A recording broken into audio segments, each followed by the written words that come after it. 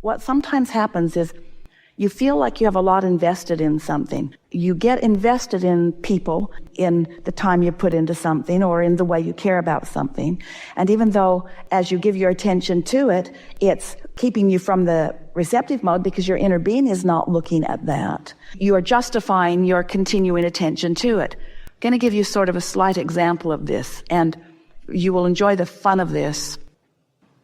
So Esther has a room in a new house that faces west, and it's also the room that has the big television in it, so it needs some curtains. And the curtains that have been there were terrible to look at. Esther shuddered a little every time she saw them.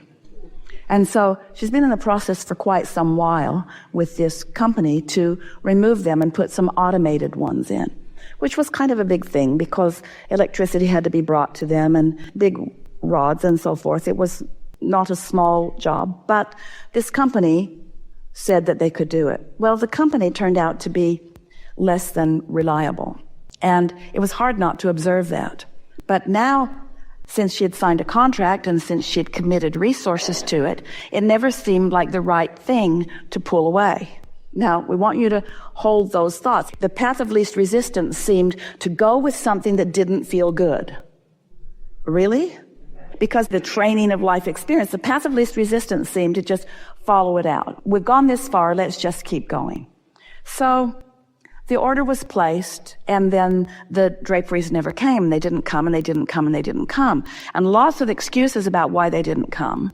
But Esther's starting to realize that something is really off. The real reason that they aren't coming is because the money that Esther had given them for the draperies had been applied to another job, and now they were waiting for another job to get the money so that they could apply them to her job. And so Esther realized what the delays were all about. So she adjusted to the delays because there is a momentum now. There's a momentum, and so the path of least resistance felt like just adjusting. It didn't feel right to just pull out altogether. She might lose money. She liked these people. She didn't want to show a distrust for them. So even though she wasn't happy with what was happening, it was far from the receiving mode, it just seemed like that was the easier thing to do. So she kept saying nice things to them and kept encouraging them and telling them that she knew that it would work out all right. And finally, she began getting the date that they were going to bring the draperies. And so she is thinking, well, this is turning out all right. Now, we want to say here that things that don't feel good never turn out right. That's just something that you'd have to know. But when you're trying to be someone else's path of least resistance, when Esther's desire to support this company and to support these people was stronger than her own desire to be in her own state of receiving, so she goes along with it and she keeps encouraging them, and she even asks them if they need more money because she knows that they are sort of in a bind. She's wanting to be a good citizen, you see. And so then the draperies finally arrive. And as they hang them where they need to be hung, they are about 4 inches too long. Well, Esther tried to be a really nice person about that. And she is saying, you know, I'm having some company soon, and I've been telling you about this for 8 months. And now here we are. And so are you going to be able to shorten these draperies in time for me?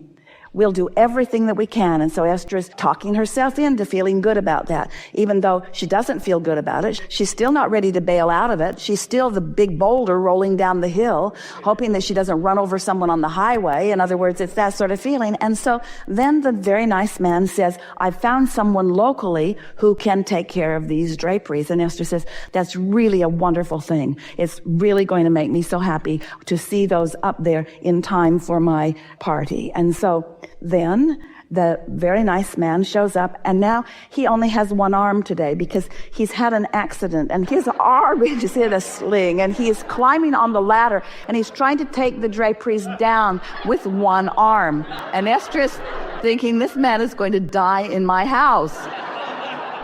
So he manages to get the draperies down. As he's leaving, Esther says to him, now you realize that these 3 windows are one length, and this window is a different length. And you have marked all of these panels so that you know what's what. yes, ma'am, I understand. And so off he goes, and he finds someone locally, and she is just going to him. She is going to help him make that deadline. And then Esther receives a telephone call, and she says, hello? And he says, hello. And Esther says, are you all right? And he said, something very bad has happened. And Esther said, what? And he said, the seamstress cut off the wrong panel, and one drapery now is too short for the window. And I was wondering if it would be all right if we just go ahead and hang it anyway. And Esther started to laugh because her whole world came flashing before her eyes.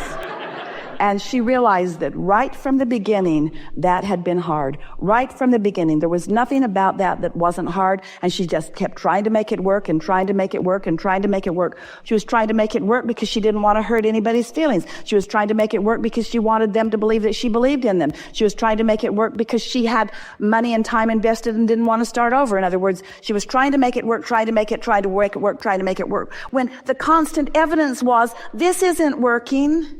This isn't working. This is the question. What makes you unwilling to pull off of what isn't working with a friend, with an employee? We'll tell you what it is. It's your unwillingness to be the selfishly oriented individual that you really are, who wants to be in alignment with your own desires. There are some paths that you are on that are not going to lead you to where you want to be without consternation, which is not on your path, you see. And so what we're getting at here is this receptive mode is starting to take on more importance, isn't it?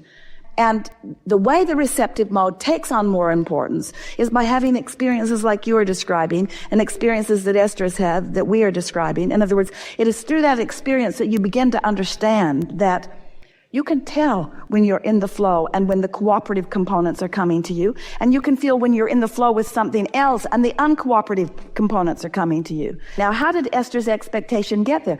Well, there must have been something there that she didn't clean up right from the beginning, or that wouldn't have been there. And so that's why the worse it gets, the worse it gets, the worse it gets, the worse it gets, or the better it gets, the better it gets, the better it gets, the better it gets. That's why you want to start it the way you want it to end up. You want to get in tune with who you really are. And anything else, you just want to turn your attention from it, turn your attention from it, turn your attention from it. Esther could have saved herself months of consternation and ended up at the same place. In other words, she could have said months ago, just never mind about this, just never mind. It's like asking someone who is incapable of doing something to do it and then feeling bad because the person who you've asked to do it, who is incapable of doing it, can't do it. When there is a whole world of those who are capable of doing it out there that you have access to, just not now, while you're focused on the ones who are incapable of doing it. You see what we're getting at? Esther takes full responsibility for all of this. She felt every subtle and not so subtle part of this. She knows the part that she played in all of this. She was giving lip service to it. She was being very nice to them. She was sounding as cheerful as she could. She was trying to cheer them up. She even was wanting to support them financially. But she never got in the receptive mode about it, because the fact of the matter was she had expectations right from the get-go of how this was going to go, and it never changed. Her expectation never changed. So the question is, could she have gotten in the receptive mode, and could her expectation have changed? And if her expectation had changed, would different people have come into the mix? Yes. But she didn't do that. Her expectation followed what she was observing, even with all that she knows. But it won't happen like that again. The drapes seemed like the subject, but these were interpersonal relationships. There were several people involved. She fell in love with all of these people. In other words, she cares about these people and this company, this dysfunctional company. She cares about them. These are relationships that she formed. If she didn't care about those people, she would have said, go away months ago. She would have said, this isn't working months ago. It's because she cared about them, because she wanted to be their path of least resistance, because she was more aware of that than her own alignment, you see. Life really is not about more important things than drapes. It isn't. It's just another set of drapes and another set of drapes and another set of drapes and another set of drapes. That's all it is. That's all life is. Life just makes you want drapes. Esther could justify till the cows come home. She can justify. There's no way that she's ever going to make them understand that drapes matter. But the drapes don't matter. Alignment matters. Creation matters. Co-creation matters. Being in the flow matters. This isn't about the drapes. None of this is about the drapes. The drapes are just the excuse to understand what the receptive mode is. And the receptive mode is divine. And not being in the receptive mode sucks.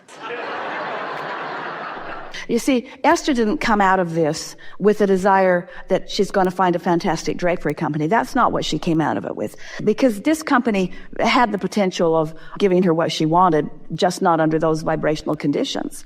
But Esther didn't come out of this scenario with a new decision about drapes. Esther came out of this scenario about a new decision about alignment.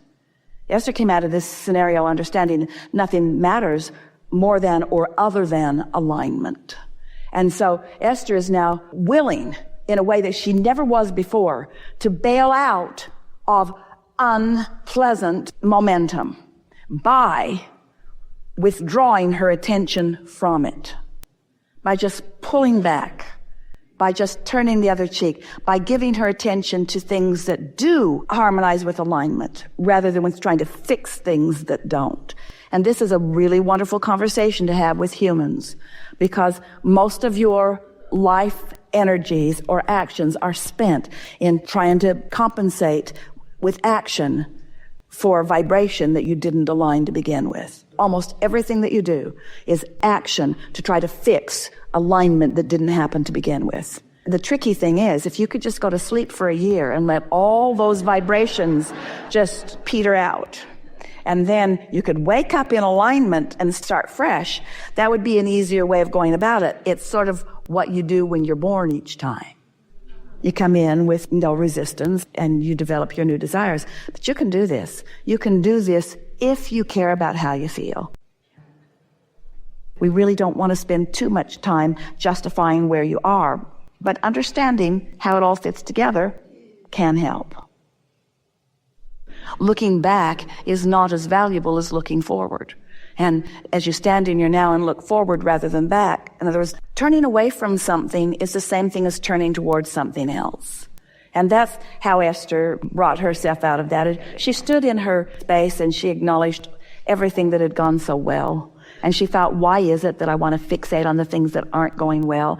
And we say, it's because you're creators and you're accomplishers and you're productive and you take pleasure in being the productive beings that you are. In other words, all of those things matter to you. But this conversation is just about getting your priorities straight. And feeling good's just got to be your highest priority. And this conversation, we've never had a conversation quite like this before. We've never had a conversation where we're talking about momentum of both wanted thoughts and unwanted thoughts. In other words, momentum is momentum. The law of attraction causes momentum to happen no matter what thought that you're thinking about.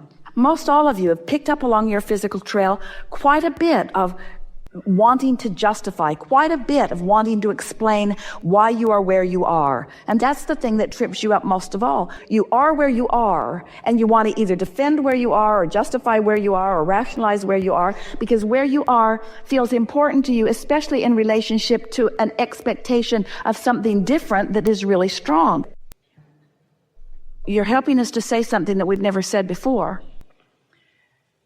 Think about this vortex and think about your inner being there. And let's call that expectation.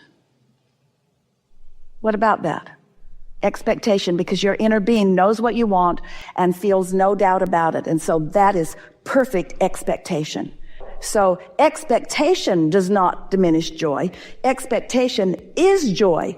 Being off of it vibrationally diminishes your joy. In other words, you cannot focus in opposition to who you are and all that you've become and feel good at the same time. We would call that a diminishment of joy. You cannot focus in opposition to who you really are and what the source within you knows you to be.